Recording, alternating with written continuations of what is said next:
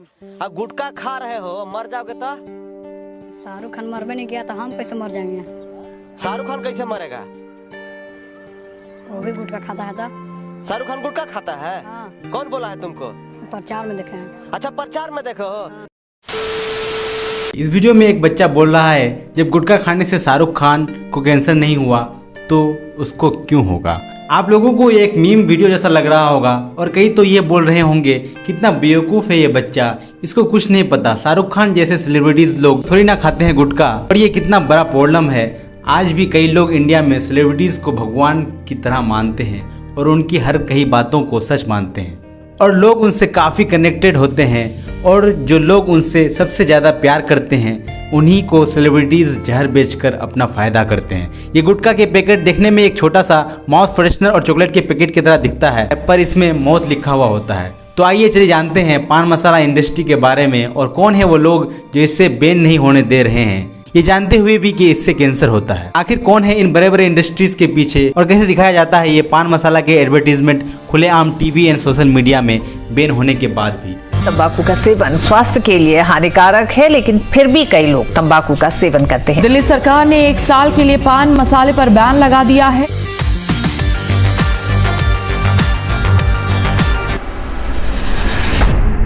जब भी हम लोग कैंसर के बारे में सोचते हैं सबसे पहले हमारे दिमाग में सिगरेट स्मोकिंग के बारे में पहले आता है, लेकिन ये तो सिर्फ हाथी के दिखाने के दांत है। असली प्रॉब्लम तो स्मोकलेस टोबैको है, जैसे कि जर्दा, गुटखा, खैनी, पान मसाला जैसी चीज़ों में इस्तेमाल किया जाता है। ये बात जान के आपको बहुत हैरानी होगी कि इंडिया में प्रोड्यूस हुए टोबैको का सिर्फ 14% सिगरेट में यूज़ होता है, बाकी का 38% बीड़ी में, और सबसे ज़्यादा टोबैको का इस्तेमाल होता है चबाने वाले टोबैको प्रोडक्ट में जो कि है 48%। और सबसे बड़ी बात यह है दुनिया में होने वाले स्मोकलेस टोबैको का 70% प्रोडक्शन सिर्फ इंडिया में होता है।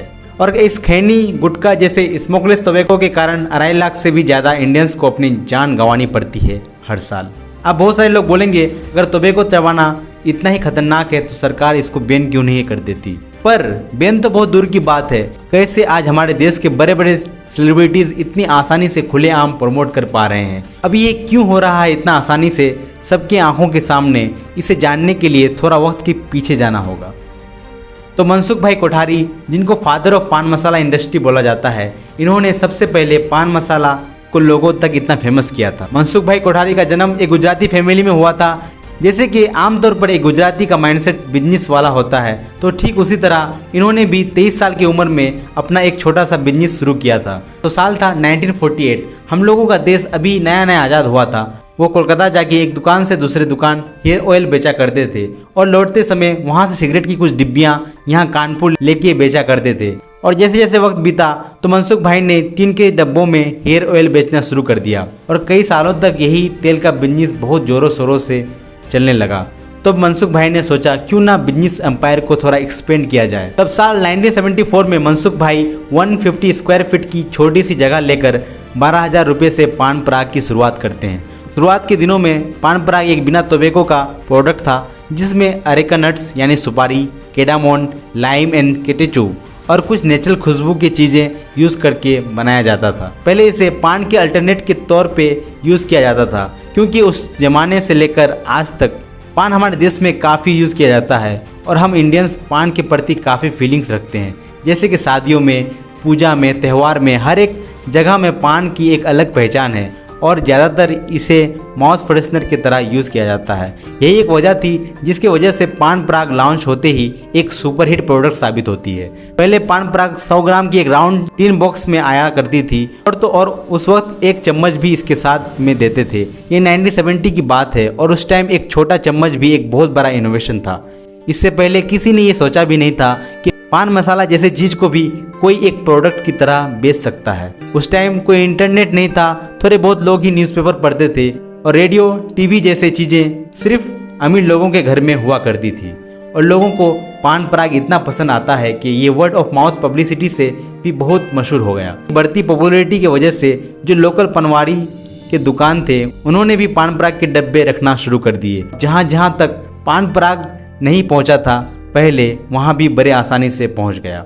मनसुख भाई ने पान पराग की लेगेसी को और बड़ा करने के लिए 1983 में पहली बार टीवी में एडवर्टीजमेंट चलाना शुरू कर दिया, जिसके बाद अगले 5 साल तक पान पराग की इतनी मार्केटिंग करी गई कि 1983 से लेकर 1985 तक ये प्रोडक्ट इंडिया के सबसे ज़्यादा एडवर्टाइज होने वाली प्रोडक्ट बन गई। उन दिनों एक एड बहुत दबा के चला जिसका स्लोगन था, बारातियों का स्वागत पान पराग से कीजिए। हम आपसे एक बात कहना तो भूल ही गए, घबराइए नहीं, हमें कुछ नहीं चाहिए। हम इतना चाहते हैं कि आप बारातियों का स्वागत पान पराग से कीजिए। ओह, पान पराग, हमें क्या मालूम आप भी पान पराग के शौकीन हैं। ये लीजिए पान पराग। पान पराग।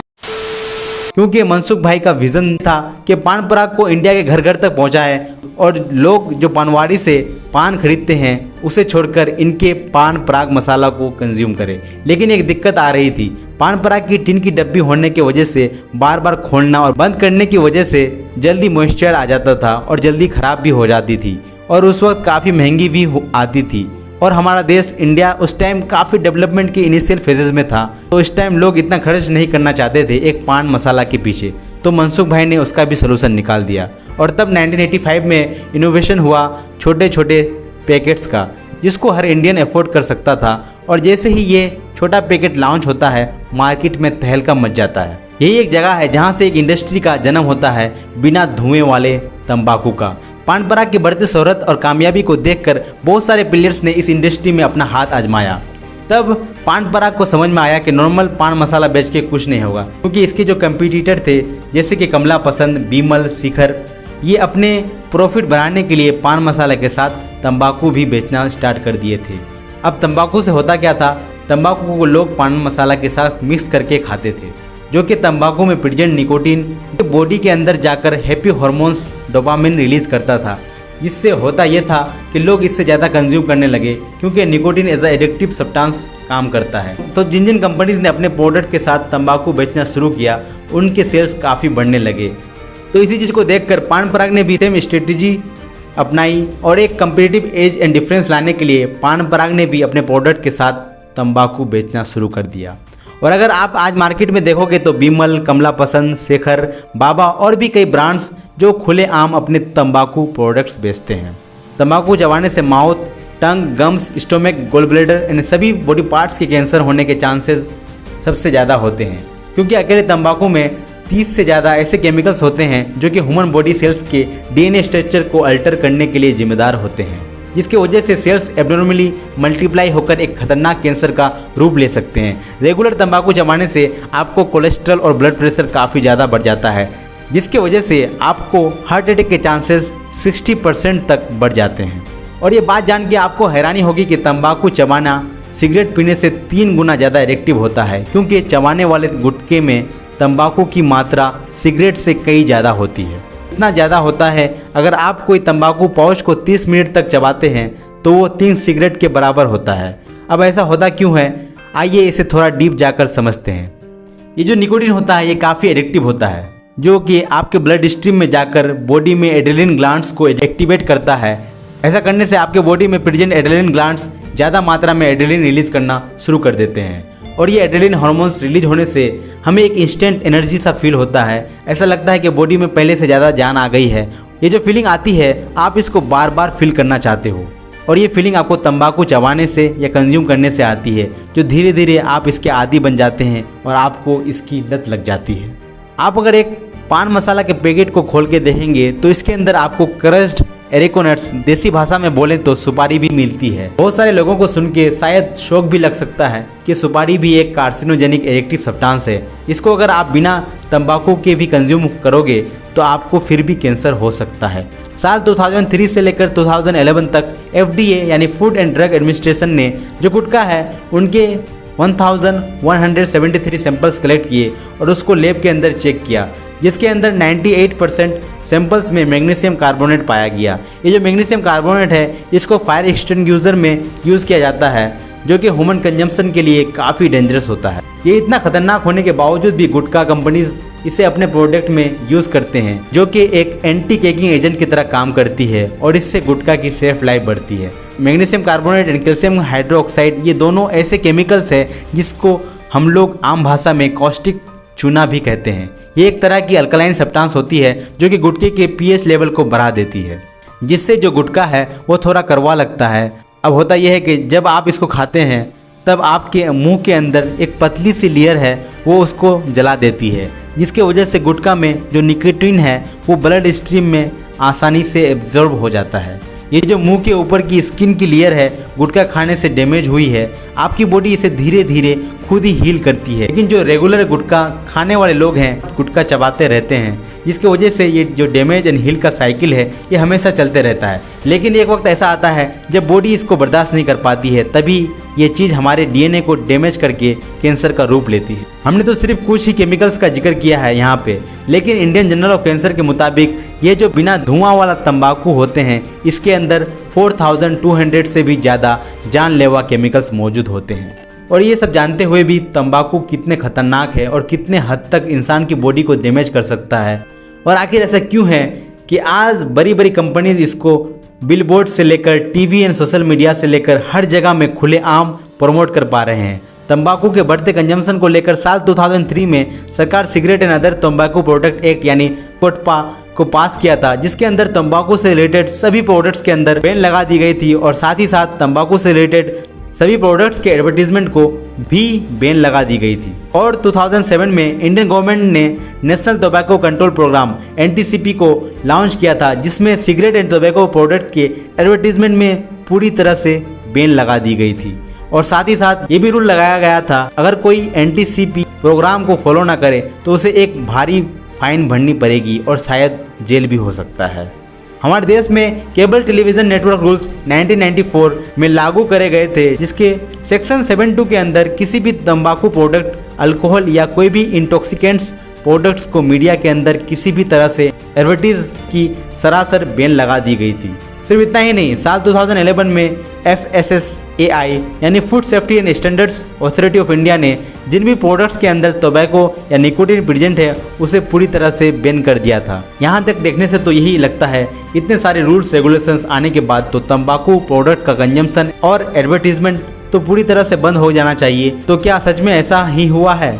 अगर आप अपने चारों ओर नज़रें घुमाएंगे तो ये प्रोडक्ट खुलेआम प्रमोट हो रहा है और हमें जितनी सारी भी रूल्स एंड रेगुलेशंस की बात की सारे के सारों की धज्जियां उड़ा दी गई है और ये रूल्स तंबाकू कंजम्पशन को कम करने में पूरी तरह से फेल हो गई है। अब जानते हैं कि आखिर ऐसा क्यों हुआ है। इसे समझने के लिए आपको समझना पड़ेगा इन रूल्स के अंदर के लूप होल्स को। सबसे बड़ा लूप होल है सरोगेट एडवर्टाइजिंग। रूल्स के हिसाब से तो आप इंडिया के अंदर तंबाकू या निकोटीन के प्रोडक्ट को एडवर्टाइज नहीं कर सकते हैं, पर फिर भी कंपनी सरोगेट एडवर्टाइजिंग टेक्निक्स का इस्तेमाल करती है बैंड प्रोडक्ट को प्रमोट करने के लिए।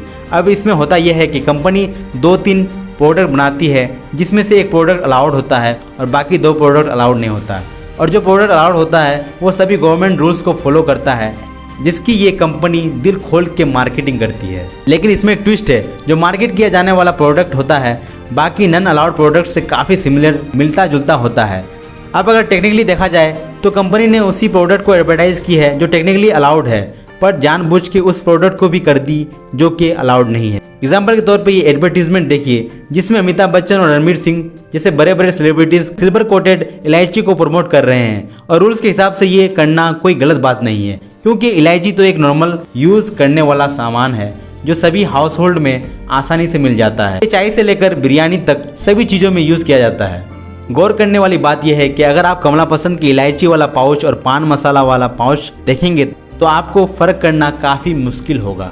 वैसे ही आप शाहरुख खान, अजय देवगन और अक्षय कुमार के प्रमोट किए हुए विमल इलायची के पैकेट और पान मसाला देखोगे तो आपको ये दोनों प्रोडक्ट सेम ही दिखाई देंगे।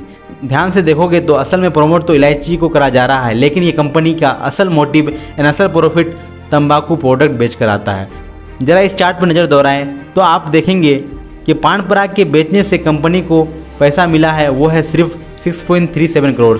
वहीं पर कंपनी इस प्रोडक्ट की एडवर्टीजमेंट में कितना खर्च कर रही है वो है 24.46 करोड़।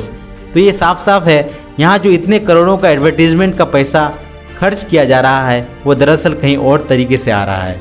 अब ये जो सेलिब्रिटीज़ है ऐसा नहीं है कि इनको पता नहीं है कि इनके साथ क्या हो रहा है, इनको सब पता है, फिर भी पैसों के लालच में तंबाकू जैसे स्लो पॉइजन खुलेआम प्रमोट करते हैं। जो लोग इनको सबसे ज़्यादा प्यार करते हैं, इनके सबसे बड़े फैन हैं, ये उनको ही ये जहर बेच देते हैं। तो जाते जाते मैं अपने सभी व्यूअर्स को यही बात बोलना चाहूँगा, सितारों को सिर्फ फिल्मों में देखिए, ज़िंदगी में उनकी गलत आदतों को मत अपनाएं। स्वस्थ रहें, समझदार बने और दोस्तों याद रखिए, असली हीरो वही है जो आपकी सेहत का ख्याल रखे, ना कि वो जो अपनी जेब भरे और आपको जहर बेचे।